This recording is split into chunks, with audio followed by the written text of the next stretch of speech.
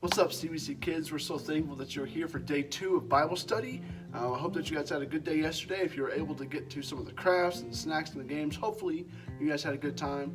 But today we're going to hop right in to our day 2 topic. So let's go. Let's go over our theme verse again together one more time.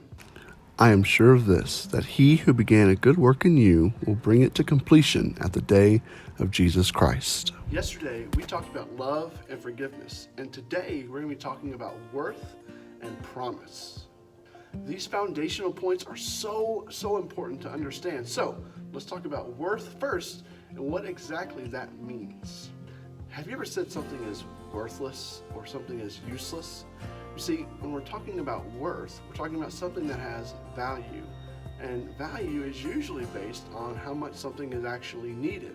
So let's say, for instance, that you have a $1 bill, okay? You know the worth of this $1 bill. It's worth $1, okay? And if you were to set this on fire, which would not be a good idea, all right, it wouldn't have any value anymore. It wouldn't be worth $1 anymore.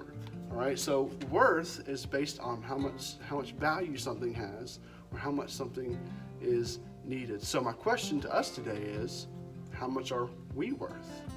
There's a story in Matthew. It's Matthew 26, 36 through 46. And it tells a story about how Jesus is about to go to the cross.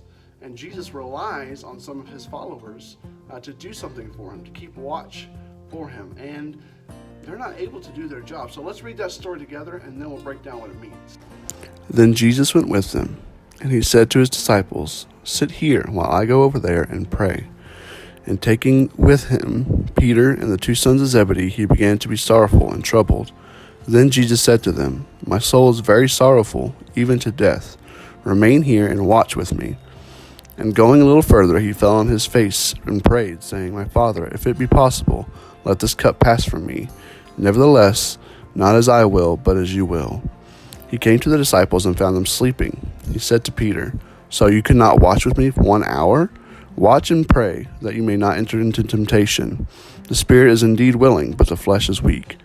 Again, for a second time, he went away and prayed, "My Father, if this cannot pass unless I drink it, your will be done." And again, Jesus came and found them sleeping, for their eyes were heavy. So leaving them again, he went away and prayed for a third time, saying the same words again. Then he came to his disciples and said to them, "Sleep and take your rest later on. See, the hour is at hand, and the Son of Man is betrayed into the hands of sinners. Rise, let us begin by going. See, my betrayer is at hand." Did the 3 men Jesus told to keep watch actually do their job? No. So by our standards, we might say that they were useless. They didn't actually do anything for Jesus, and he was counting on them, but they weren't able to do their job. But do you think that Jesus saw them as worthless? Do you think that he was still willing to die on the cross for them? Jesus was definitely still willing to die on the cross, and he wanted to die on the cross for them, even though they didn't do their jobs the way they were supposed to, because it's very important to understand, our worth is not dependent on our actions. Let's say that one more time. Our worth is not dependent on our actions. And since God thinks that we have worth, we know that when he tells us something, we can trust that he keeps his word and that he's going to fulfill whatever he said, which leads us to our next point, which is promise. Have you guys ever made a promise that you couldn't keep? It doesn't feel very good to break a promise, but sometimes it happens. But one thing that we can know is that God never breaks his promises.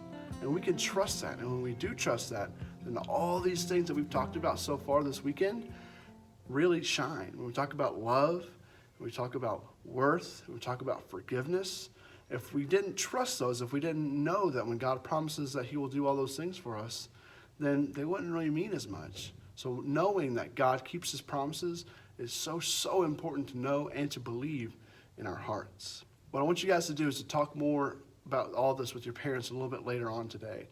All right, ask them questions about what it means to be worth something and what it means that we can trust God's promises. All right, and as you guys continue to learn and do your crafts and your snacks and your games, I hope that you guys will continue to remember that all this, what we're learning, is so that we can learn how to build up a strong foundation in Jesus. I hope you guys have a great rest of your day. Bye.